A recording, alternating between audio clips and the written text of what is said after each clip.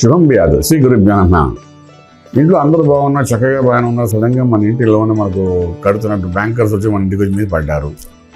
పడి మీరు కట్టిన అమౌంట్ ఇక ఎక్కడికి వెళ్ళిపోయిందండి, మా లోన్ క్లియరెన్స్ అవ్వట్లేదు, ఇంట్రెస్ట్కి వెళ్తుంది, అసలు పడట్లేదు, మీరు కొద్దిగా క్లియర్ చేయాలి తొందరగానే.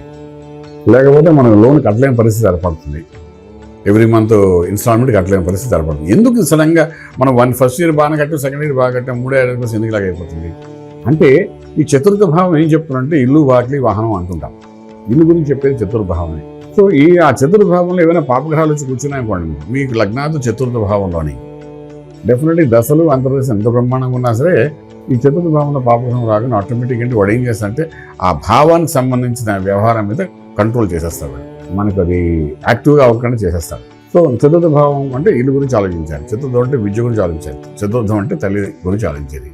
సో ఏం చేస్తే అక్కడ టైట్ చేసేస్తాడు. వాడు ఉండేది కొంతకాలమే అక్కడ నుండి పక్కకి వెళ్ళిపోతాడు. ఆ కొంతకాలంలో మనకు పెద్ద సమస్యగా ఉంటుంది.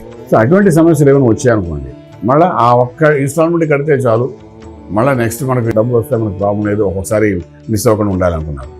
అటువంటి పరిస్థితుల్లో దానికి సమస్యకు పరిష్కారం చక్కగా చిన్న చిన్న మంత్రం ద్వారా కానీ చిన్న చిన్న యజ్ఞయాగాలు చేసుకుంటే ఆ సొల్యూషన్ నుంచి కనబడిపోతుంది. అది ఏం చేయాలి మీకు చెప్పడానికి మేము ఇక్కడ ఉన్నాం కాబట్టి రావడానికి ప్రయత్నం చేయండి. రాజమార్గంలో రాజయోగం మీకు చూపిస్తాం. శుభం వ్యాధు.